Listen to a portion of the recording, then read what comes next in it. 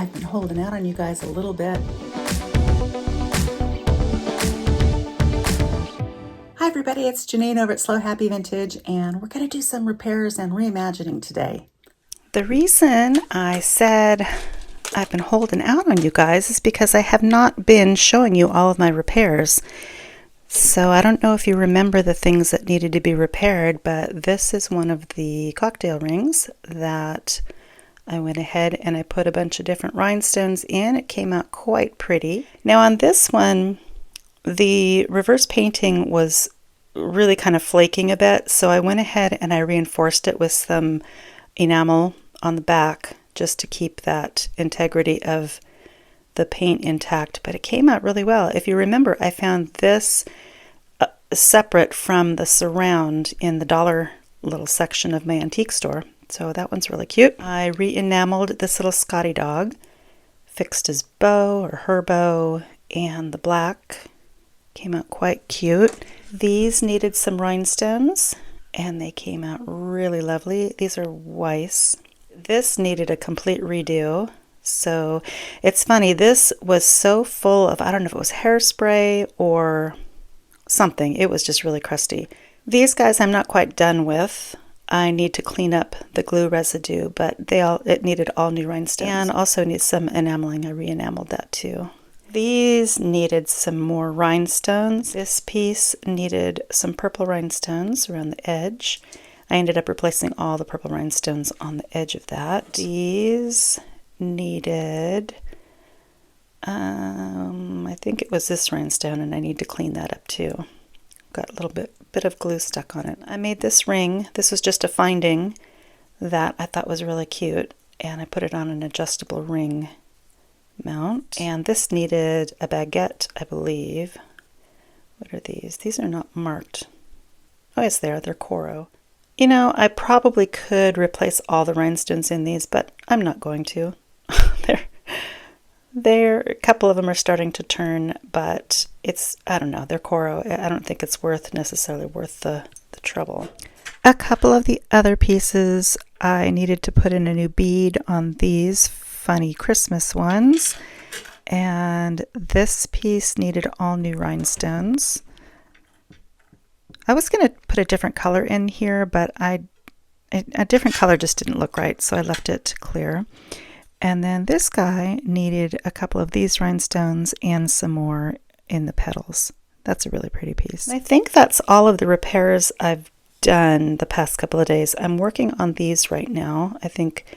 So I pulled out all of the rhinestones of these pieces.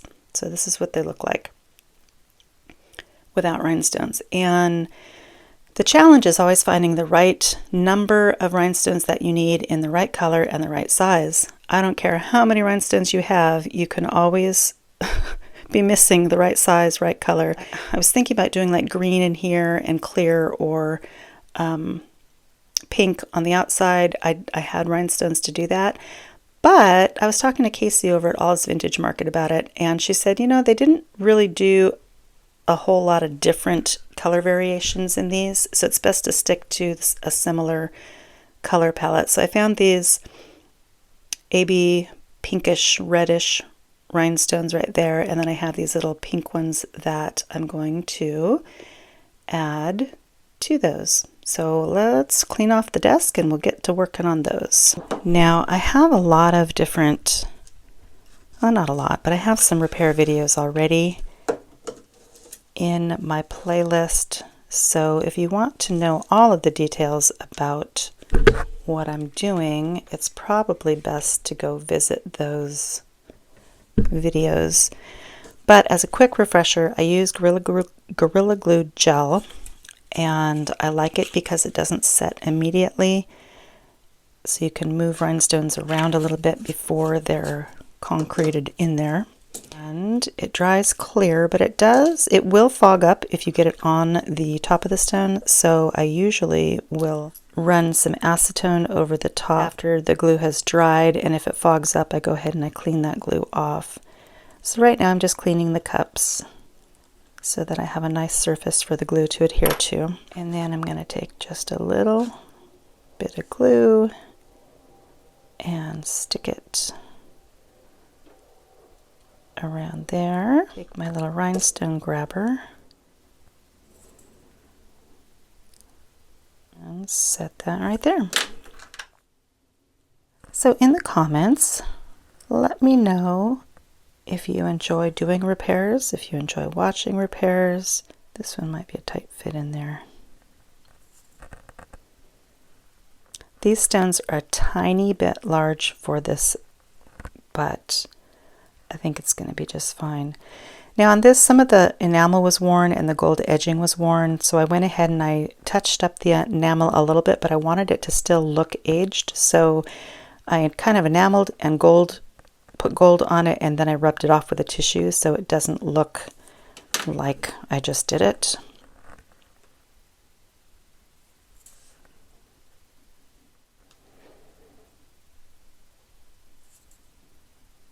Another thing that I like to do after I'm done is kind of test the rhinestones to make sure that they're in there really solidly, because I'd rather have them fall out on my watch than when they get to their eventual home.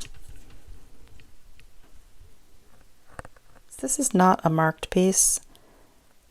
It doesn't have any signatures on it or anything, so this was just kind of a let's play around with it and practice replacing rhinestones. There's not a tremendous value in this piece. If it was a Weiss or an Eisenberg or something, it would have more value.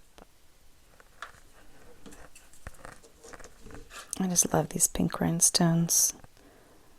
I need to thank Connie once again. Like I said before, Connie, you made my life so much easier to have such a nice selection of vintage rhinestones. I also get rhinestones from Mr. Stones.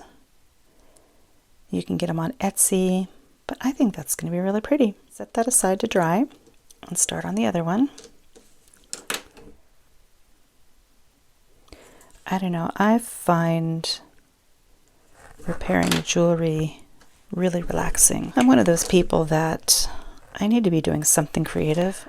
So whether it's jewelry making or repairing or cleaning.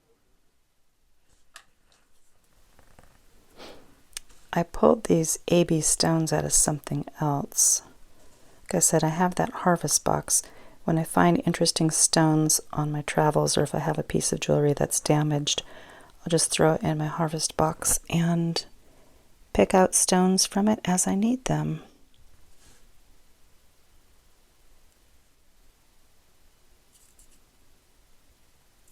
I can really lose track of time when I'm working on jewelry, and that's one of the reasons why I don't film a lot of it, because it takes a long time, and a lot of times I'm just anxious to get to it versus setting up cameras and lights. And I have forgotten that I told you I was going to do it with you. So please forgive me. Oh, I think they came out quite well. This glue can fog up your stones if you use too much, and I am notorious for using too much glue, and it kind of bubbles over sometimes and creates a bit of a mess. So I get this nail polish remover or acetone from just the dollar store, and I take a Q-tip and I just run it over the stones. You don't want it to get down beneath the stone, because it could loosen the glue up underneath the stone, and then you've got a problem because your stones will start popping out, and sometimes that happens. But it will normally cloud up the stone like this one. See this one, how it's clouding up? If there's glue, and then you just take a little pokey thing like this and scrape that glue residue off, and then you'll have a shiny stone again. These are tricky, these little shoe button ones, because the stone sets down deep in there, and that's going to take a little while for me to clean off. These stones are so small, it's hard to get just the tiny itty bitty amount of glue in there. So I usually spend quite a bit of time on these guys, cleaning them up. And I always keep a toothbrush handy. You want to be careful when you're working with different materials, because these beads, I don't believe these, I think these beads are lucite. And if you scratch too hard on lucite beads, you're going to scratch them. So you want to be really careful. If they're glass, they're a little bit more durable. They're better already. Now, it's also helpful to have a magnifying glass around, so you can really get in there and see what you're doing. I think that one's looking pretty good. Let's take a look at the other. I guess you don't have to be this meticulous. Like, here I am struggling to get the glue off the prongs. Most of the time, people aren't going to care. I care, but that's just kind of my nature. I do have a little bit of a perfectionist streak that shows up sometimes when I'm doing this, which most people don't mind. But you also have to remember, you can only do as much as you can do. These pieces are really old, and they're lucky to have survived this long. So if I can bring them new life, I'm happy about that. The original earrings had blue stones in them, but I did not have the right size of blue stones to put in here. But I think the clear ones look pretty good. Look at all this old yellow glue here. Don't know if I want to try to pick that off or not. Comes off easily. I will. I was talking to Casey about restoration and repairing, and how, you know, you look at these rings, like the cocktail rings. Where'd that ring go? So if you wear this ring, I mean, there's a lot of rhinestones on there, and people do a lot of things with their hands, and you have to expect that these rhinestones are going to loosen up over time and fall out, especially if you accidentally wash your hands or something with it on. But she reminded me that these were not meant to be heirloom type pieces. They were meant to wear until they wore out. They were meant to mimic fine jewelry, which they do quite well, but they weren't meant to, you know, pass down. People weren't thinking about that, passing things down from generation to generation with these pieces. So you're often going to find pieces missing stones, and that's what people like me and Casey and other people who like to do repairs are here for. Now let's go back to these. Do we have any things to deal with here? I think I did pretty good on this one. I don't see anything fogging up. Oh, these stones are so beautiful. Most of these stones are from Germany or France or the Czech Republic. So see, once you pull off that little skin of glue, you've got a beautiful shiny stone underneath. So the glue does not do anything to damage the stone at all. It just kind of makes a foggy coating on it. And I've said before that when I first started doing repairs, my stones kept fogging up, and I kept thinking, oh my gosh, I ruined it. But no, whoops, this will happen. Sometimes you'll loosen a stone while you're cleaning. That's okay. If it's going to happen, we want it to happen now. So we're almost at 1,000 subscribers. And you know what? I don't even really care anymore. We're still going to do a giveaway when we hit 1,000. We're only a couple people away. But I realized that in order to get monetized on YouTube, you have to have a minimum of 1,000 subscribers, and you have to maintain 4,000 watch hours in a 365-day period. So my watch hours were really high But I had a couple videos that got really popular for some reason. I don't know why. But those videos happened, I guess, has it been a year already? I guess it has been more than a year. Those happened about a year ago, and so those hours have dropped off. So I have fallen below the 4,000 watch hours. And like I said, I am doing this for fun, so I don't really care about the... I did have a goal to get to 1,000 subscribers, and hopefully we will get there soon. But as far as being monetized, I don't really care. It would be nice because, you know, having your hard work pay off is always a good thing, but there are other rewards, and meeting all of you who love jewelry and sharing my things with people, and just like I said, having a creative outlet has its own benefit.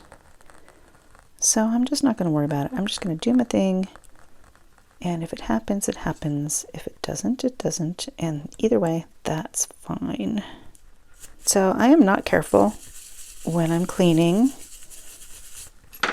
because, like I said, if things are going to pop off, let's have it happen now. Oh, this is the one that doesn't want to sit down in there. You know what? I might trim that a tiny bit to allow it to get in there. Hopefully I don't ruin it. So I'm actually making a place for this little rhinestone to sit down in there. And because I just got down to the bare metal, I'm going to add a tiny bit of gold. When you use these gold pins, if you don't want it to look really fake, you need to have some tissue on hand, and as soon as you put it on there, you want to kind of wipe it off. Oh, the things we do for jewelry. Now, I do not recommend you doing this to jewelry, but you guys wanted to see the good, bad, and the indifferent. This is one of those problematic things when you have a stone that is just a little bit too big to go where it needs to. For some reason it worked in the other one. Now, if this was a Trifari or a Weiss or a well-known piece, I would not be doing any of this. If I couldn't get the stones to fit straight off the bat, I wouldn't mess with it. You know, I could try another stone too, because they're not always exactly the same size. No, I think that's going to work. I don't know if you can actually scratch the AB coating off, but I don't really want to find out. So I'm being a little bit more careful on those. I also forgot to mention, I wrote it in the description of my last video, the turquoise one, or the Native American one. Native American jewelry, you usually don't want to polish it. I made mention about what kind of silver polish to use. Typically on Native American jewelry, there's value in the tarnish.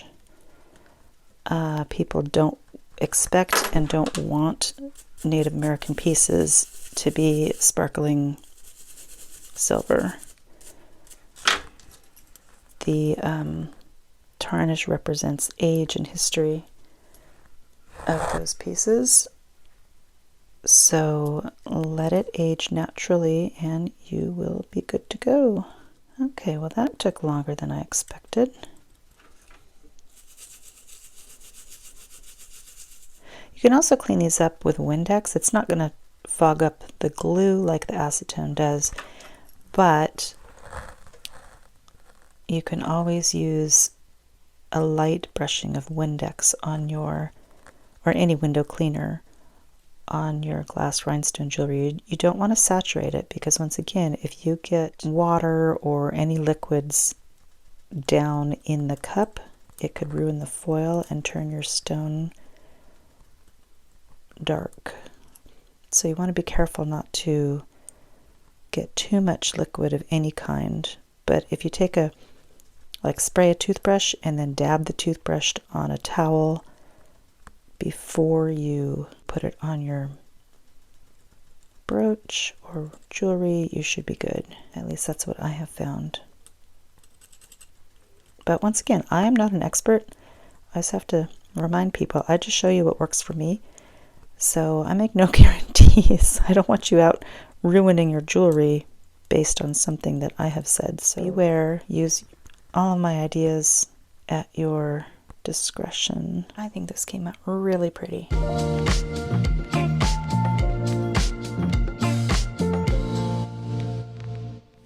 And a couple other things that I didn't show you that I worked on behind the scenes. One of them is this necklace. This was a little, very old brooch. I basically took the broken pin off and turned it into a lovely little necklace. I had to file down the sharp edges, and I found this. It's a memory wire chain, but I thought it came out really cute. So now, if somebody wants a little cute vintage butterfly or moth or bug necklace, there you have it. The other one, I don't know if you remember this piece. I found that in the dollar section of our antique store, and I thought I've got to do something with it. I didn't film it because it was a lot of trial and error, and it went on, and I finally figured out what I wanted to do with it. I kind of had a vision of it kind of a girly steampunk kind of look. This is what I came up with. I had to pry these little flowers off of a, I think it was a link to a bracelet, so I had to cut through with some wire cutters. And then the backs of them, even though I filed them down, they were still a little bit sharp, so I ended up putting like a little filigree back on it, and then I added some little drop pearls, and that's what I came up with. It's still weird, but I do think I managed to pull off my kind of steampunk look. Like I said, I don't know what this thing was to begin with, but it sure was strange. So now I'm wondering, do you think I can sell this? In the comments, let me know what you think I ought to price this for. It's definitely an original, one-of-a-kind piece.